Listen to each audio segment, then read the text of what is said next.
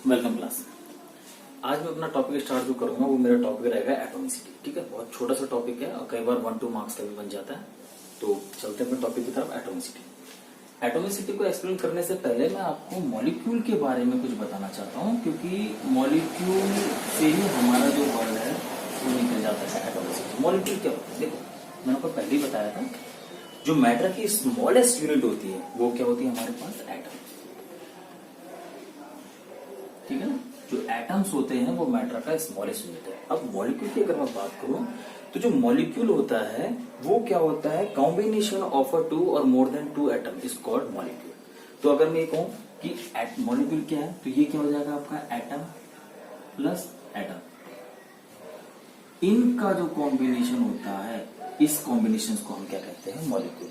अब इसमें छोटी सी चीज और आ जाती है कि भाई अगर सेम एलिमेंट में सेम एटम की बात करें तो वो आ जाता है एलिमेंट। ठीक है, अगर सेम एटम अगर आ रहा है इसमें, सेम एटम, ये मैं आपको अपनी पहली वीडियो में बता चुका हूं। ठीक है, और अगर जो मॉलिक्यूल्स है उसमें अगर अलग अलग एलिमेंट्स के एटम आ रहे हैं, ठीक है, तो वो हमारा क्या बन जाता है? कंपाउंड। ठीक है, तो इतना तो हमारे क्लियर हो कि मॉलिक्यूल्स क्या होते हैं। अच्छा, एक चीज और है कि जो मॉलिक्यूल्स होते हैं वो इलेक्ट्रिकली न्यूट्रल होते हैं।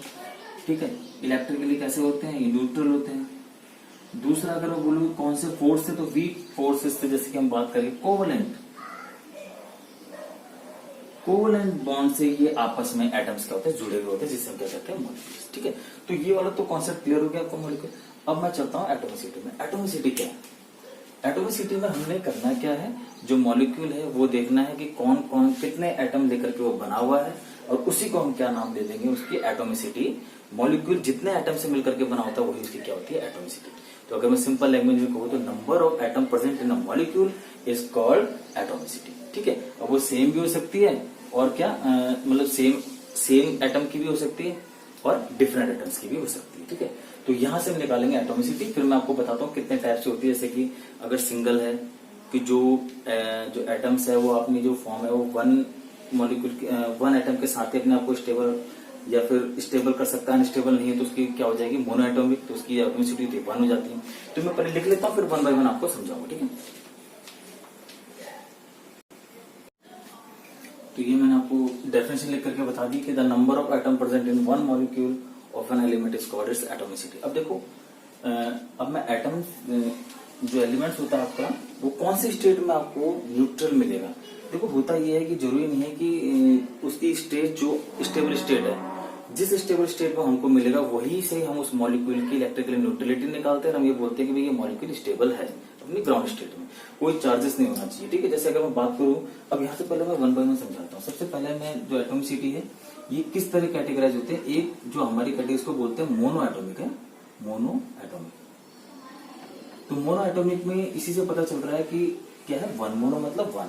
तो ऐसे सारे के सारे एलिमेंट जो सिंगल एटम से मिलकर के बने उनको हम क्या कहते हैं? Mono atomic. जैसे कि इसमें आ जाते हैं अधिकतर आपके नोबेल गैसेस। ठीक है, ये अपने आप को स्टेबल रखते हैं सिंगल एलिमेंट के ही साथ। तो उसके साथ जरूरी नहीं है कि 2 आपस में जुड़े तभी अपने आप को स्टेबल करे। तो जैसे कि यहाँ पे सारे के सारे आते हैं, एक तो आते हैं हीलियम, नियॉन। इनके फॉर्मूले में आप देखोगे तो इसी तरीके से आपको अर्थ में एग्जिस्ट करेगा। ये इसी में अपने आप को स्टेबल करता है। ठीक है, और न्यूट्रल है, मतलब ये हैप्पी है अपने आप को सिंगल रखने के साथ। ठीक है, तो हीलियम, नियॉन और जितने भी और भी, जैसे क्रिप्टन हो गया, आर्गन हो गया, और बहुत सारी ऐसी चीजें हैं जो कि जिनका एक ही एटम से मिलकर के बना होता, पूरे मॉलिक्यूल या पूरे एक ही एटम में है, तो उसको बोलते हैं मोनो एटॉमिक। ठीक है, तो इस तरीके से हम उसको कैटेगराइज कर करके एक आता है डाई एटॉमिक में साफ पता चल रहा है, डाई मतलब हो गया हमारा 2। तो वो मॉलिक्यूल जो 2 एटम से मिलकर के बना है। जैसे कि अगर मैं बात करूं ऑक्सीजन की, तो ऑक्सीजन अगर आप अर्थ में ढूंढने निकलोगे तो कभी भी आपको सिंगल ओ नहीं मिलेगा, क्योंकि सिंगल ओ अपने आप में स्टेबल नहीं होता, वो अनस्टेबल फॉर्म में रहता है। ठीक है, तो अगर उसको एग्जिस्ट करना है तो कहीं ना कहीं वो दूसरे ऑक्सीजन के साथ ही अपने आप को स्टेबल करेगा, और ये आ जाता है हमारा हमेशा ऑक्सीजन O2 मिलेगा।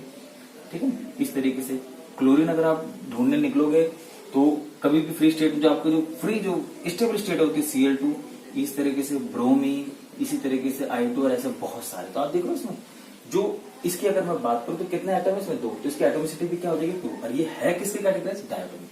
तो डायटोमिक जो मॉलिक्यूल रहते हैं उनकी एटॉमिसिटी हमेशा क्या रहती है, 2 रहती है। इसी तरीके से एक आता है ट्राई एटॉमिक, यह आता है 3, एक आता है फिर टेट्रा एटॉमिक, यह आता है 4, और बाकी इसके ऊपर आते रहेंगे। जैसे 3 के ऊपर ही हम बोलते हैं पॉली एटॉमिक है, पॉली एटॉमिक। पॉली मतलब होता है बहुत सारे, मतलब कि ग्रेटर देन और इक्वल टू, मतलब ग्रेटर देन 3 मान लो, 3 से ऊपर जो भी आते हैं उसका पॉली एटॉमिक। अब देखो जैसे क्या क्या है, अगर मैं बात करूं एग्जाम्पल देता हूं ओजोन की, ओजोन को अगर आप ढूंढने निकलोगे तो हमेशा 3 ऑक्सीजन आपस में चिपके हुए मिलते हैं। मतलब अगर मैं बोलूं तो ये हो गया 3 atoms of oxygen combine to form a ozone molecule, तो उसकी एटॉमिसिटी कितनी हो जाएगी। टेट्रा की अगर मैं बात करूं फॉस्फोरस, तो T हमेशा 4 के साथ मिलकर 4 फॉस्फोरस आपस में मिले हुए रहेंगे, वही आपको फ्री स्टेट में फॉस्फोरस मिलेगा, तो इसकी जो एटॉमिसिटी 4 हो जाएगी। और एक किसके अंडर कंसिडर हो, टेट्रा एटॉमिक। ऐसे बहुत सारे आते हैं पॉली एटॉमिक में। अगर मैं बात करूं एक सल्फर का एग्जांपल है, तो सल्फर एसिड, ये आप अगली क्लास में पढ़ोगे। सल्फर का स्ट्रक्चर होता है 8 सल्फर एटम से मिलकर के बनता है, तब जाकर के उसे सल्फर कहते हैं। अच्छा, ये जो मोनो एटॉमिक में एक मैं और बता देता हूँ। जैसे सपोज करो सोडियम और पोटेशियम ले लिया, तो कहने के लिए तो हायर क्लासेस में सोडियम क्या होता है, एक क्रिस्टलर आयनिक फॉर्म होता है, बहुत ही बड़ा केस लाइक स्ट्रक्चर होता है, लेकिन फिर भी उसको कंसीडर करते हैं सोडियम में। कुल मिलाकर के सोडियम भी अपने आप को Na में ही एग्जिस्ट करेगा, ठीक है, न्यूट्रल है वो, इसलिए हम उसको Na में लेते हैं। तो ये वाली जो कैटेगरीज होती है ना आयनिक कंपाउंड वाली, ये भी हम कई बार इन्हीं केस में मिलते हैं।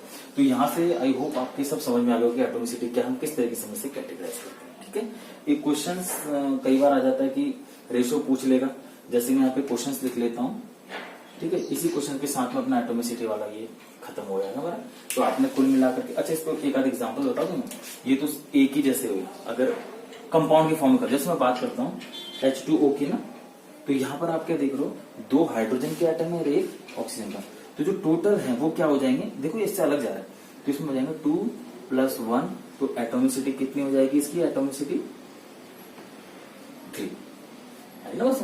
तो अब और भी, जैसे मैं सपोज करूं और कॉम्प्लिकेटेड लेते हैं, कॉपर सल्फेट का ले लिया मैंने, तो कॉपर सल्फेट, यहाँ पर आप देखो कॉपर का एक है,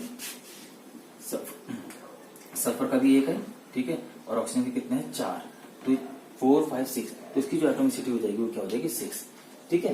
कैल्शियम कार्बोनेट ले लो, CaCO3, इस तरीके की भी कंफ्यूज नहीं होना। आप देख लो कैल्शियम का 1, कार्बन का 1, ऑक्सीजन का 3 3 4, ये हो जाएगा 5, तो ये आ गया आपका एटॉमिसिटी, ठीक है। एक क्वेश्चन में आपको करके दिखाता हूँ, काफी इंपॉर्टेंट है, कई बार एग्जाम में आ जाता है। तो यहाँ पर मैंने आपके लिए क्वेश्चंस लिखा है, atomicity of ozone, sulphur, phosphorus and argon. यही क्वेश्चंस कई बार इसी तरीके क्वेश्चन आता है, find out the ratio of the atomicity of following, और ये दे देंगे हमें इस तरीके से। तो देखो ओजोन मैंने आपको बताया किस फॉर्म में एग्जिट करेगा, O3, सल्फर आ जाता है S8, फास्फोरस आ जाता है P4, आर्गन अकेले मोनो एटॉमिक है ना।